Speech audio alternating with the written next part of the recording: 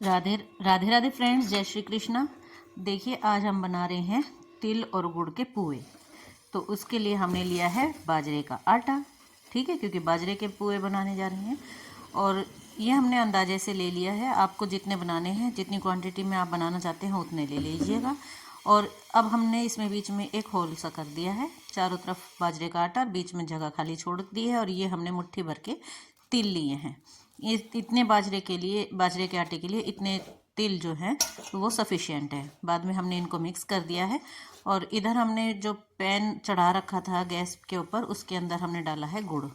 ये देखिए, इतने बाजरे के आटे के लिए इतनी बड़ी डली सफिशिएंट है। इसमें से भी थोड़ा सा बचेगा।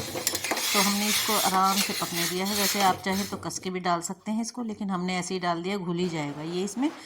तो घुलने के बाद हमने क्या किया, हमने एक छलनी ली है। ये देखिए, घुल गया है सारा।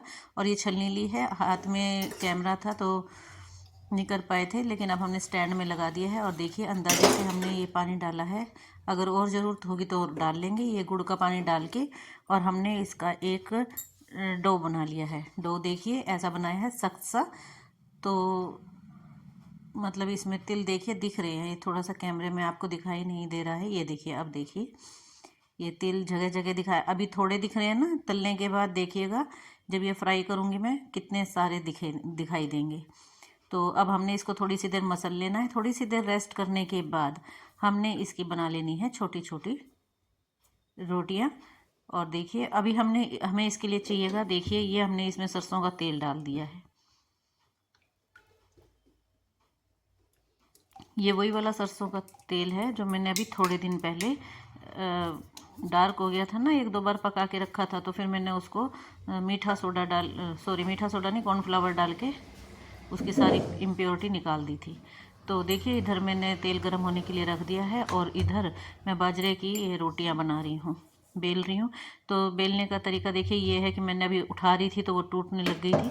तो बेलने का तरीका ये है कि चकले को घुमाते रहिए, बजाय रोटी को बार बार उठाएं, चकले को बार बार घुमाइए। और उससे क्या होगा, ये रोटी लंबी बिल जाएगी, ठीक है। और देखिए, मैंने साथ में गिलास रखा हुआ है। गिलास की इसमें ज़रूरत है क्योंकि हमें पुए बनाने हैं इसके बाजरे के, तो हमें छोटी छोटी पूरियाँ चाहिए।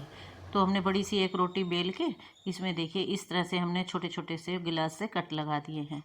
आपके पास कटर है तो कटर से लगा लीजिए, अदरवाइज़ गिलास से भी बहुत अच्छा काम हो रहा है। ये देखिए, एक रोटी बनाई थी, उसमें हमने 3 पुए बना लिए हैं। ये देखिए, साइड का आटा सारा हटा देंगे, ये देखिए। और जो ये 3 पुए बने हैं, इनको हम देखिए पलटे की सहायता से ऐसे आराम से निकालेंगे, नहीं तो बाजरे का आटा टूट जाता है। और देखिए, हाथ से थोड़ा सा ऐसे प्रेस करके और इवन कर देंगे इनको। ये देखिए, ये हमारा बाजरे का पुआ बिल के तैयार है। बेल दिया है हमने इसको। इसी तरह से हम ये बाकी भी निकाल देंगे। एक बार में 3 ही बनते हैं। और देखिए, इसको ऐसे इस तरह से साइड में जो आटा लगा रह गया है वो निकाल देना है, और हाथ से थोड़ा सा इसको शेप दे देना है। इसी तरह से एक एक करके हमने तीनों मालपुओं को निकाल के रख दिया है। और जो आटा इसमें साइड में निकला है उसको बाकी बचे हुए आटे में रख देंगे और उसमें मिक्स करके दोबारा से बेल लेंगे।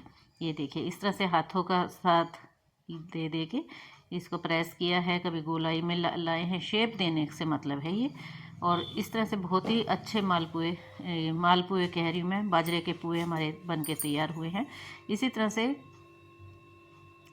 दूसरे बैच के भी मैंने एक रोटी और बेली है और उसके भी मैंने ऐसे ही किए हैं। ये देखिए, 3 मालपुए ही बनते हैं क्योंकि चकला जिस साइज़ का है ना, उसी हिसाब से ही बनता है। ये देखिए कितना मतलब गिलास से भी परफेक्शन आ ही जाती है ये। और ये तो अब हम हाथ से करने लगे हैं।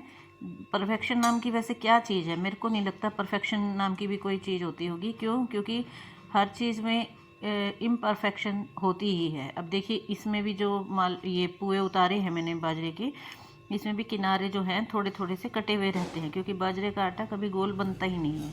ये देखिए, है ना। और जो हमारे ये तो अब चल पड़े हैं कि हम कटर से काट लेते हैं, गिलास से कर लेते हैं। लेकिन पहले की हमारी जो माताएं थीं वो तो गोल हाथ से, मैं आगे दिखाऊंगी आपको कैसे हाथ से गोल गोल पेड़ी बना कर उसको हाथ से ही प्रेस कर करके हाथ से ही शेप दे देती थी, किसी भी अन्य इंस्ट्रूमेंट्स की मदद लिए बिना।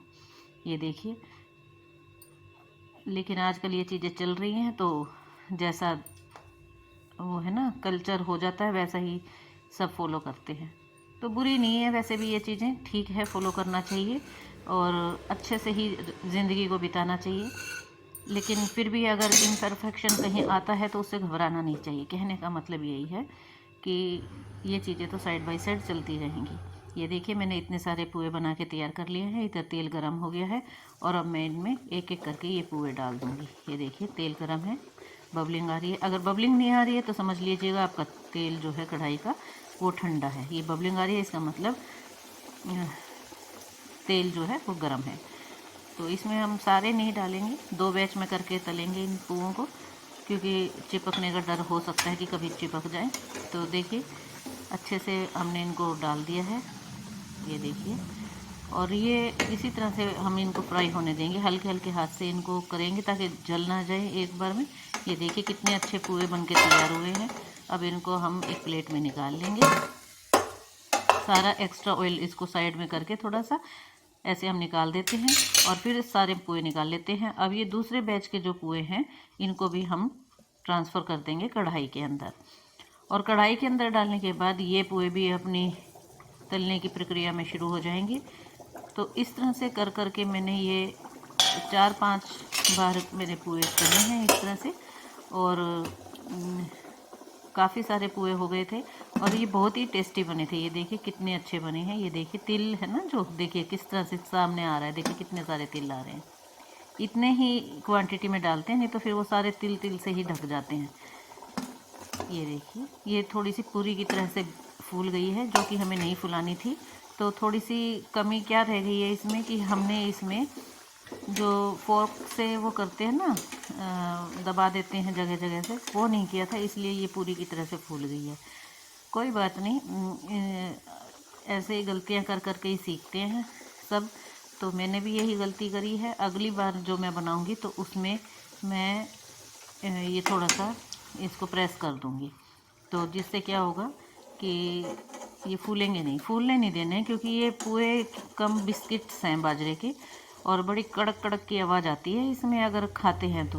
बहुत टेस्टी लगते हैं और कभी आप बनाइए और खाइए। देखिए कितने सुंदर कलर आया है इनका। ये देखिए कितने अच्छे से तले गए हैं, बहुत बहुत ही सुंदर बने हैं। ये गर्म है, अभी मेरा हाथ जल गया है। तो आप लोगों को मेरे व्लॉग्स कैसे लगते हैं? अगर अच्छे लगते हैं तो प्लीज़ मेरे व्लॉग्स को लाइक और शेयर कीजिए। और मेरे चैनल को अगर अभी तक आपने सब्सक्राइब नहीं किया है तो प्लीज़ सब्सक्राइब कीजिए। ये देखिए मैंने फोक उठाने का आलस किया और मैं पलटे से ही इसमें ऐसे छेद कर रही हूँ दबा दबा के।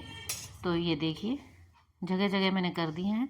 और ये थोड़ी सी है ना, आधी किनारे पे थी आधी वैसे थी पूरी। ये देखिए लास्ट वाली जो है, तो इसमें मैं कर नहीं पा रही थी ये वाली। देखिए अब इसको मैं थोड़ा सा सीधा करूँगी तभी इसमें लगाया जाएगा।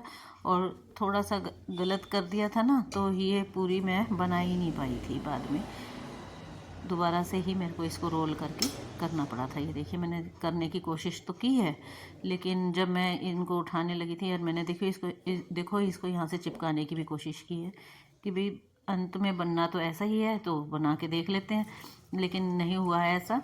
तो दिखाती हूँ मैं आपको आगे। फ़िलहाल मैं ये बाकी वाले पुए जो हैं जो सही हो गए हैं इनको मैं डाल देती हूँ कढ़ाई में। ये देखिए थोड़ा दूर दूर करके डालेंगे, बाद में तो वो तेल लग जाता है ना, बाद में तो नहीं चिपकते हैं, लेकिन एक बार थोड़ा सा डर रहता है कि कहीं चिपक ना जाए आपस में।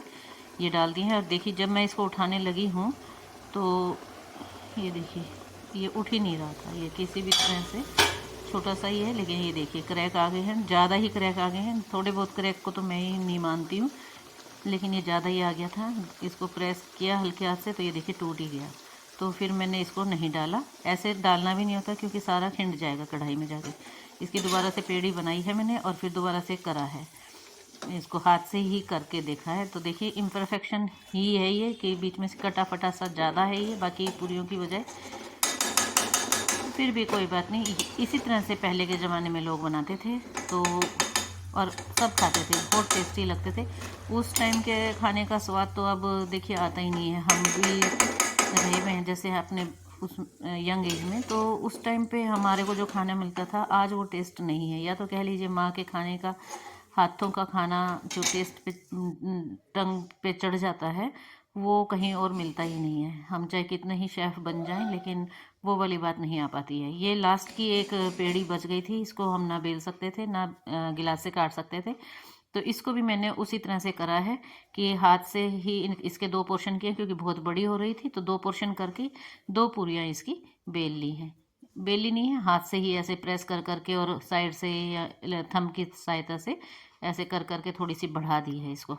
तो ये मैंने कर दी है और इस तरह से ये भी बनके तैयार हो गई है। ये एक, और ये अब दूसरी को भी है हम ऐसे ही करके राउंड शेप में बोल बना के, और देखिए प्रेस कर करके छोटी सी इसकी भी सुंदर सी पूरी बना के तैयार कर लेंगे।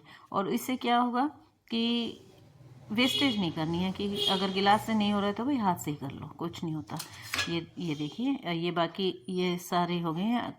टेम्परेचर मैंने मेंटेन किया कढ़ाई का, और देखिए लास्ट की 5 पूरियाँ बची थी, ये दोनों लास्ट की हैं। और देखिए ये ही सबसे सुंदर बनी है जो हाथ से बनाई है। जो गिलास से बनाई है उनकी शेप में और बीच में कट वट आ रहे हैं, इनमें दोनों में कहीं कुछ नहीं है।